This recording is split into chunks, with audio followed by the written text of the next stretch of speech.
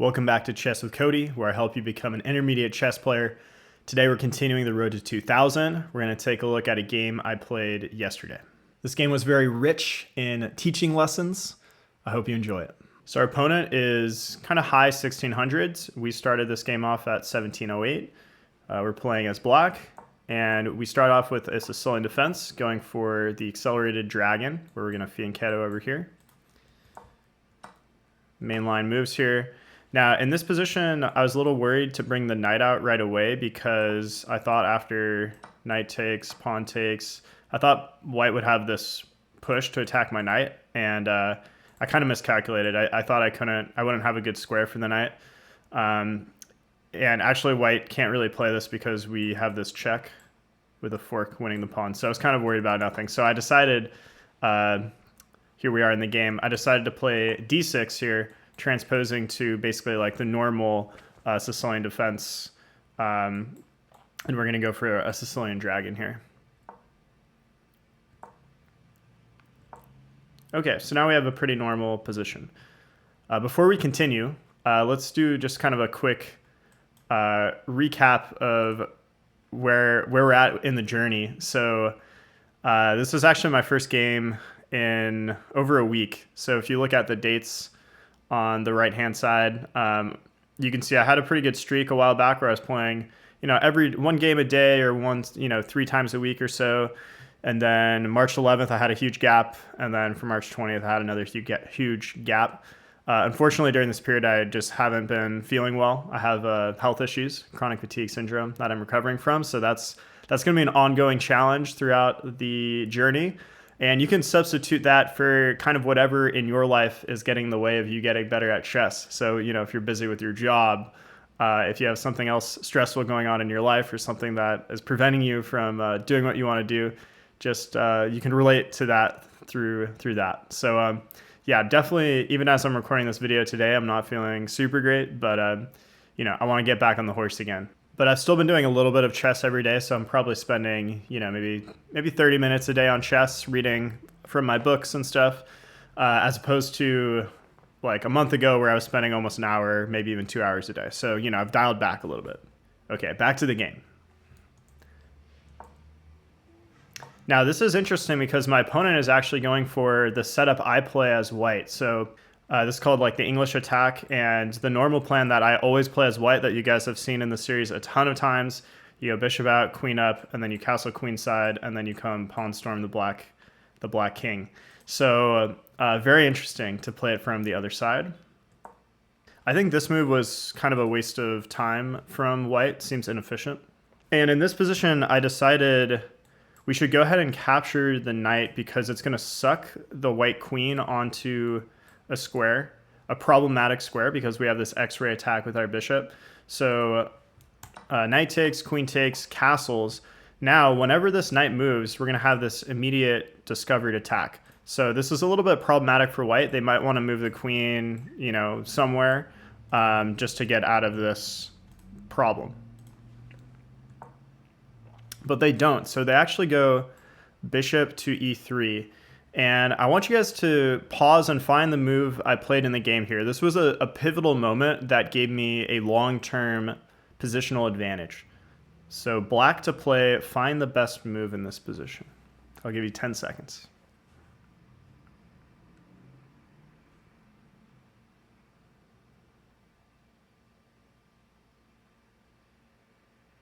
Okay, your one hint is it is a knight move. So, we're going to unleash this bishop on the queen. It's a question of what is the best knight move. Because you can't just go here, they're going to take with the queen, right? So you need to find the best move here for this knight and the plan and the theory behind it. So I'll give you guys another 5 seconds to think about it.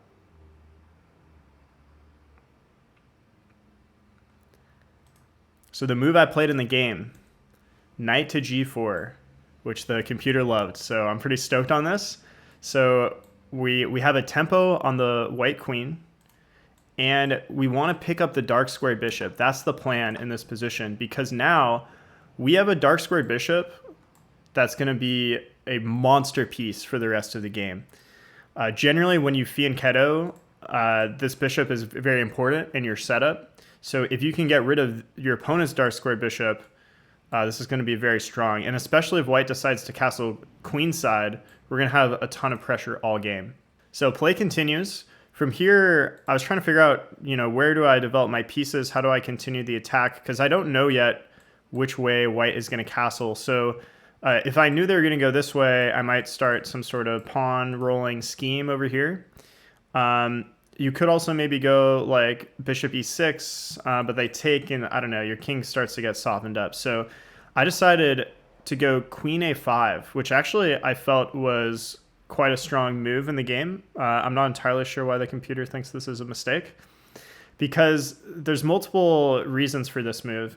Number one, we're getting the queen off the back rank. Number two, we're pinning this knight, adding pressure. Number three, this is a pretty mobile square for the queen to be on. So, I have a lot of options, a lot of mobility. And number four, I wanted to aid the push of this pawn. So you can't go b4 right away because knight just takes. So you could go a6 and then b4, but I figured let's do it in one move. So let's develop the queen and let's make this happen. And then my plan was this knight would probably come to a4, and then I'd move the queen like somewhere and then move the a pawn. I hope that makes sense. So yeah, my plan was like push, knight comes here, get the queen out of the way, and then get this pawn in. And then my plan was to trade off the knight that's sitting here with this bishop. So yeah, a lot of planning here. Now white castles queenside. Okay, continuing with our plan. The computer wanted us to take this knight, but I don't really agree with that because this is our strongest piece, so no need. And here I thought for a very long time of how to proceed because the knight's attacking this pawn, and it's not so easy to figure out how to defend it. You could go queen all the way back, but it kind of feels like you're wasting time. You could go rook e8, but then it kind of feels like you're setting up this fork. It's defended by the queen for now, but it does feel a little sketchy. And also this is kind of passive for the rook.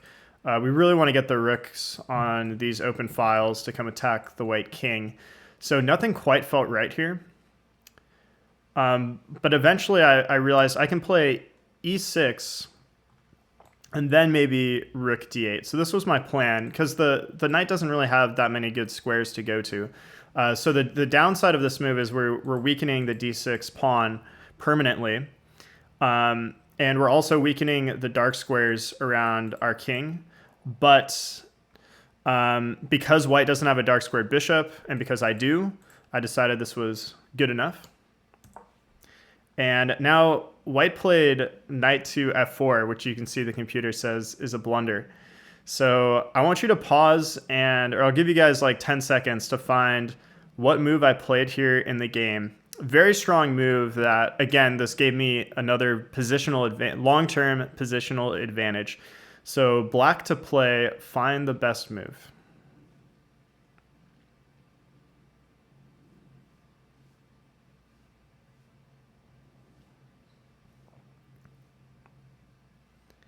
Okay, I'll give you guys one hint that kind of gives it away. Notice that white's king, queen, and knight. Notice this placement. Is there something about this placement of these that we can exploit somehow? So they're all on the same diagonal. And I decided to play bishop h6, which the computer said was a great move. And the logic behind this is that this is just very uncomfortable for white. They need to get the king off of this diagonal. They probably need to play like b3. And I'm threatening. I actually have a very strong threat in this position if I could move again. So tell me, guys, what's the threat here? Because remember, this knight can't move, right? The knight's pinned. So how can we exploit that?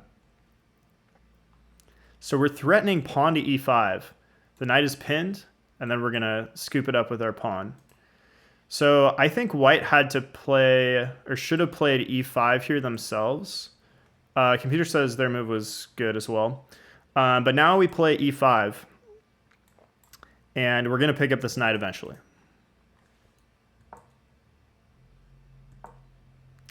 Now here you could take right away, which I maybe should have done, but I kind of felt like there's no hurry. Like, let's just leave the problems in white's position.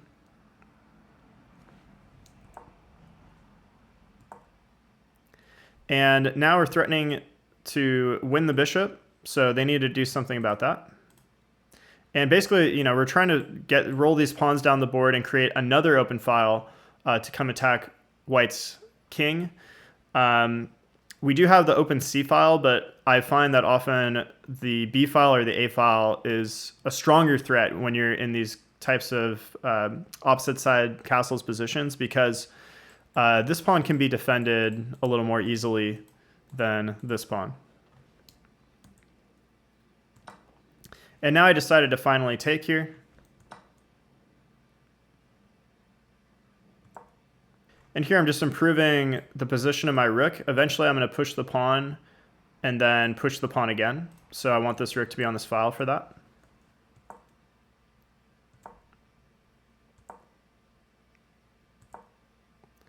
Trying to open up a file to the white king.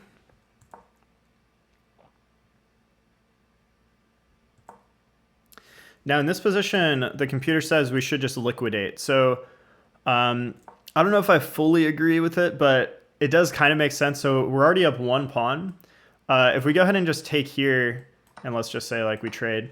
Now I'm just up 2 pawns. I still have pressure on the white king. I still have my dark squared bishop, and white doesn't.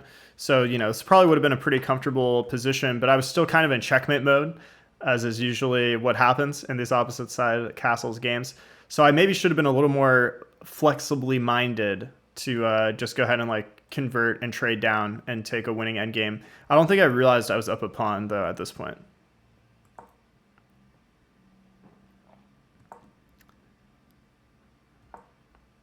And here, I've been wanting to trade off this bishop for quite a while.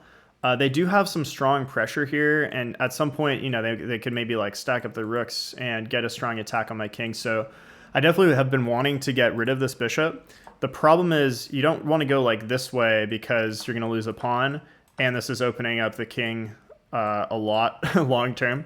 So it took a long time for me to be able to finally be like, okay, it's time.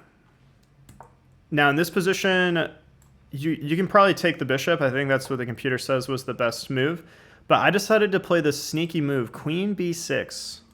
And why don't you guys tell me what's my threat with queen b6?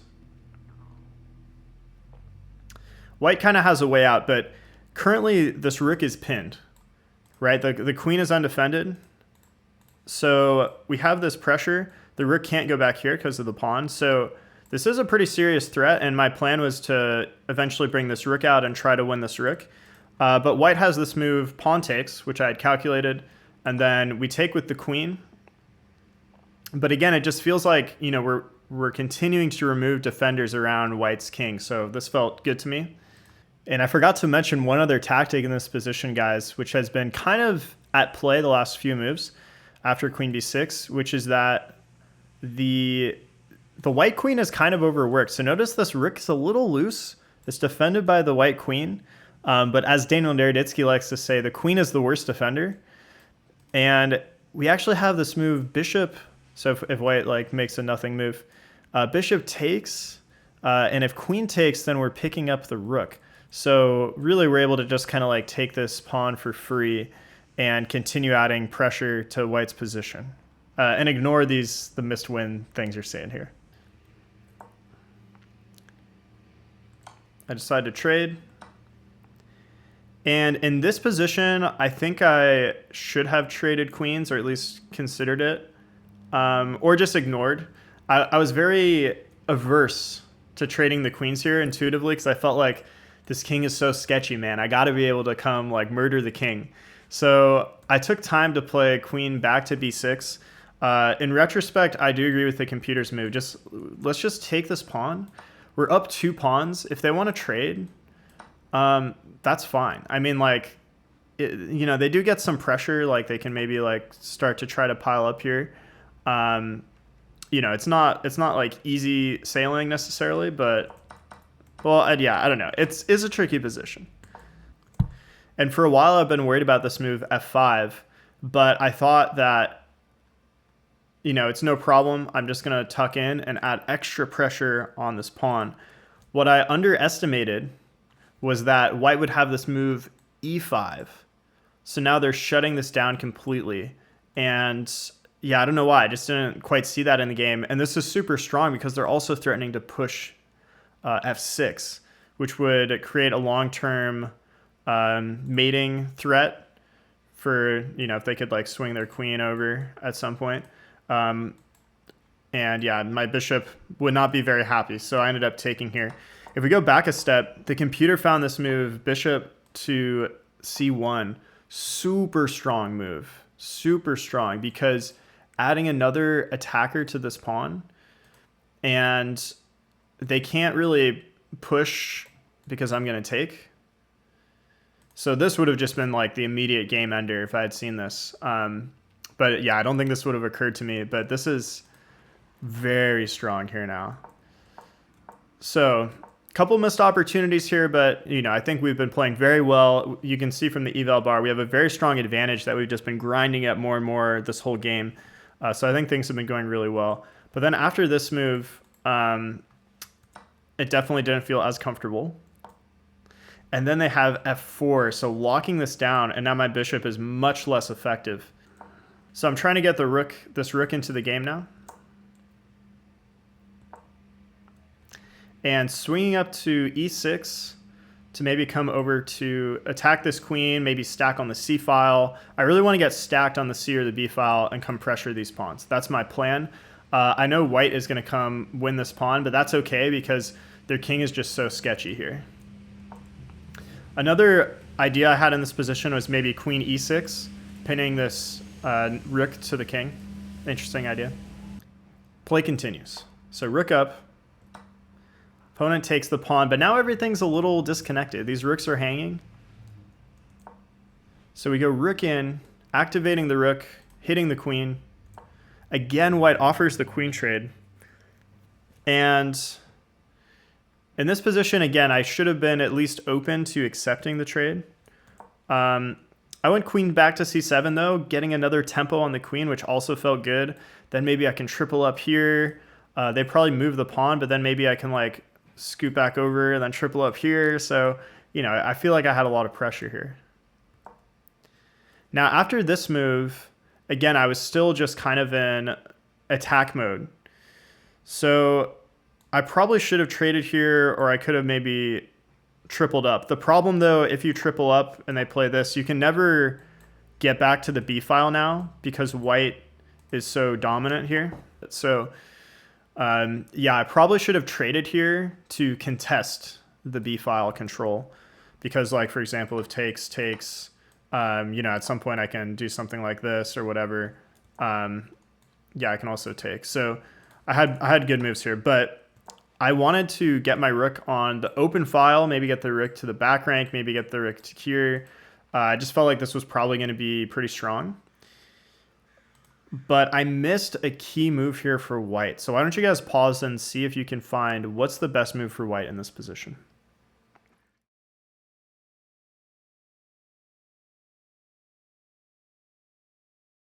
So my opponent found rook to b7. Now, I don't know if they appreciated the full power of this move when they played it, because it does just make sense intuitively, like, okay, let's come get a tempo on the queen. We're attacking the 7th rank. But the problem is, where do I put the queen here? And, okay, the added pressure, I realized I can't move my queen away, because what does white play then? Look at this pressure. So the queen would swoop in and I'd be getting mated. So you can't go queen c8. You get check, mated, right? Game over. Game over. So such a powerful move here that I missed. And also there's only a minute on the clock here, so the time pressure and the stress of the game was definitely getting to me. I was also definitely quite frustrated once I realized I was losing my queen, just because I had such a winning advantage for so much of the game. Like, things have been going so well, and then it just all came crashing down. And so that definitely sucked. And I was also feeling the tension of the game. But But yeah, you got to just regroup and just accept it and move on. It is what it is. That's part of chess. That's part of life. So what do you guys play here now as black? I mean, do you just resign? It seems like you're losing your queen. So what do you play, and how panicked are you? I'll give you 10 seconds to think about it.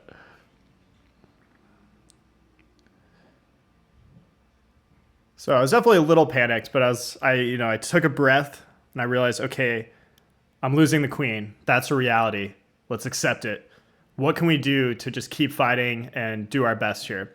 So that's when I started looking for desperados, and I realized I really want to get this bishop opened up.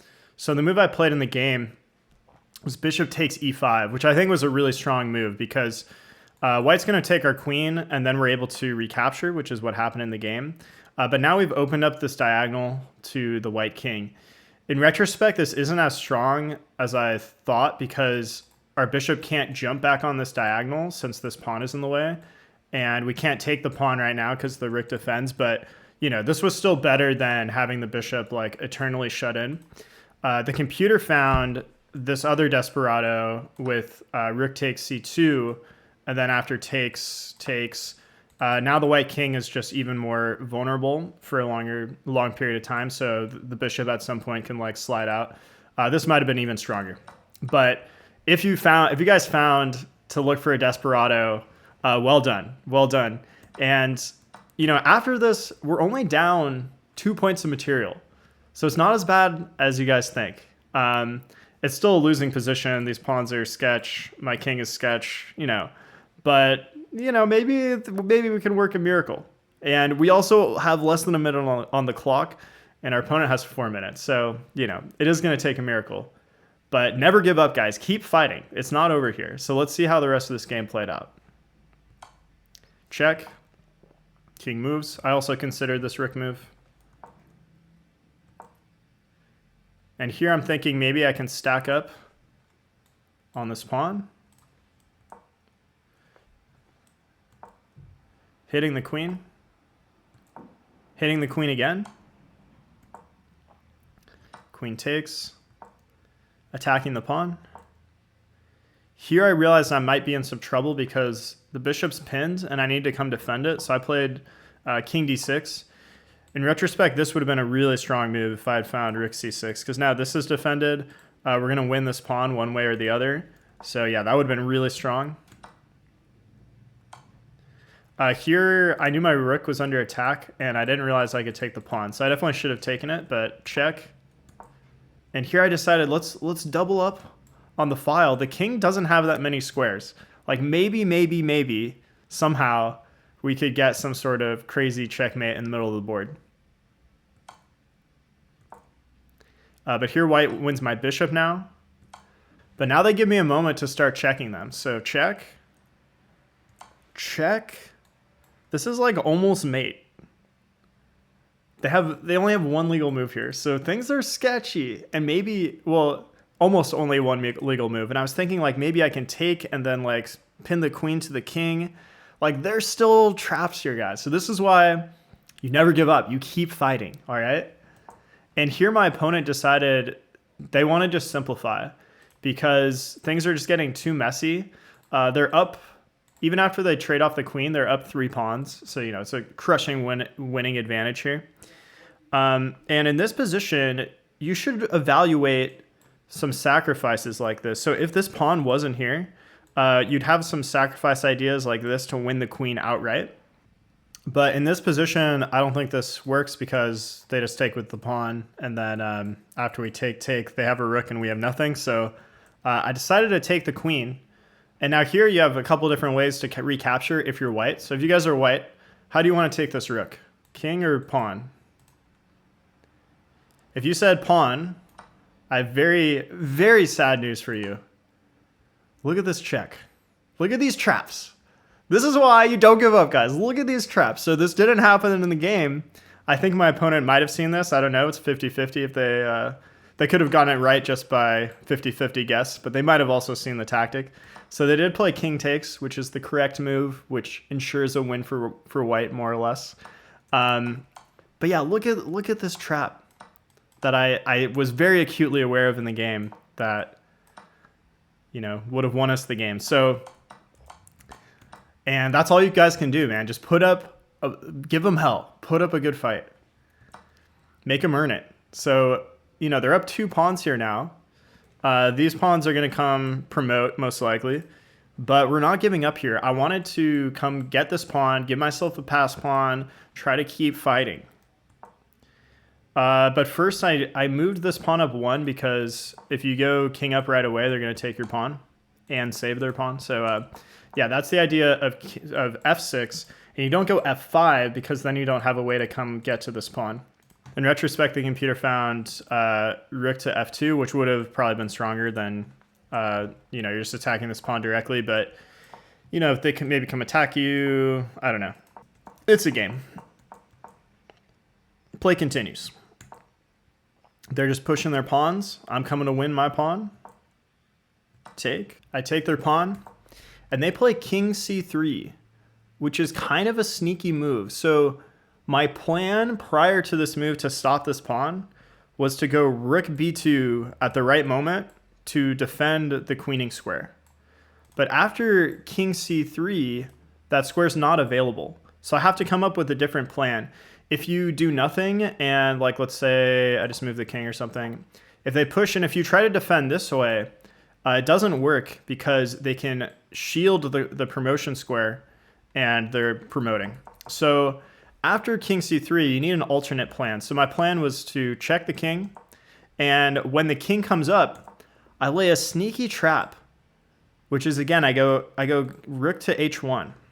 And we'll see why this is sneaky in a minute.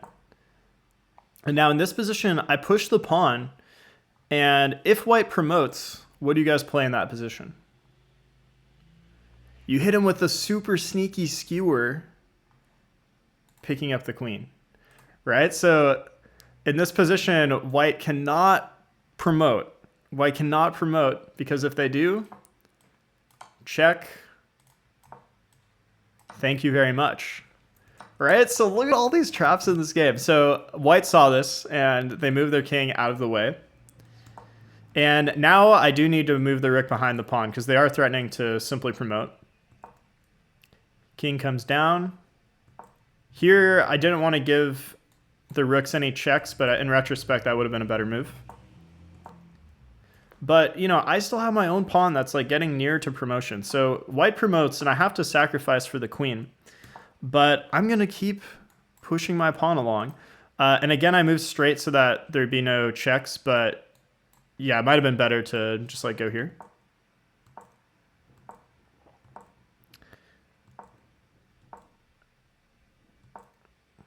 Now in this position, I mean, we're almost promoting here. If they didn't have a pawn, I think it might actually be a draw.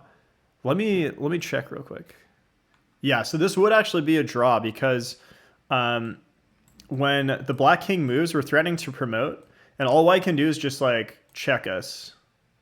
And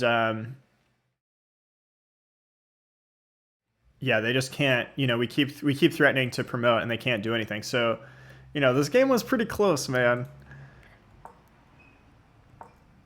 But now, because of their extra pawn, when I promote, white can just sacrifice, pick up a new queen, and basically just come checkmate me.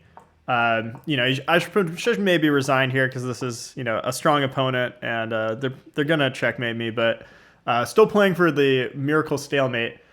In this position, I definitely should go to the corner. I was thinking like, oh, they don't have any mates though or anything with the weird queen position. So I was trying to so you don't want to be too obvious about the stalemate. I mean, this guy's good, so he knows like I'm going for a stalemate.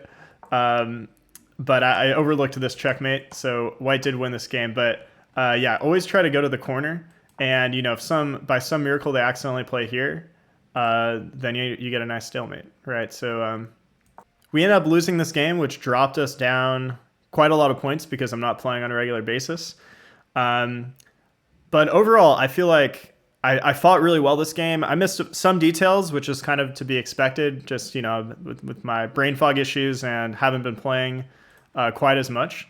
But let's go over some key concepts of this game, because this game was quite rich, I would say, in teaching moments.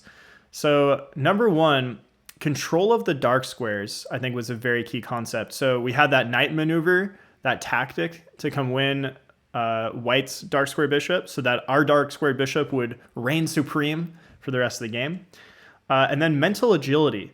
So I had that move, moving my fianchetto bishop to h6 to skewer basically everything on that diagonal. So the opponent's knight, bishop, or knight, queen, and king. And that took a lot of mental agility. Usually when you have a bishop that's fianchettoed, like that's just where it's going to live. It's not going to go anywhere else that's not on that long diagonal. So it took a little bit of creativity to move it off that diagonal to take advantage of an opportunity. And then I had a bit of a failed mental agility to convert my attack to a winning endgame. So later in the game, I should have probably just traded queens or traded rooks. Just kind of try to like simplify it down and just convert my advantage rather than still just only checkmate, checkmate, checkmate mode. Then number 3, trapped pieces. So my queen eventually got trapped, and the way to kind of find these things is to look for limited movement. So whenever the queen doesn't have a lot of moves, that's when you got to be on the alert for trapped piece tactics. And I overlooked that in the game. Number 4, recovery after blunder. So once I realized my queen was trapped, I had to just take a couple seconds to be like, oh, shit. And then just regroup and try to find like, okay, what can I do though? Let's accept it. Let's move on. What are my resources in this position? What can I try to find, put up a fight? So that's where we looked for desperados. And I found that really nice bishop idea to snag a pawn, open up a diagonal, and try to maximize what I had. And then lastly, we had just never give up, guys. I hope this game showed you just there's so many little moments of little traps where my opponent could have gone wrong in the end game when we didn't have a ton of time. They had much more than me. They had like 4 minutes or so. But still, there were still little glimmers of hope like all throughout the process, and you'd be amazed of what you can come back from. So never give up, and I think that also extends into life as well, not just in chess, to try to take that spirit with you every day. I hope you enjoyed this game. I will see you in the next one. Thanks a lot.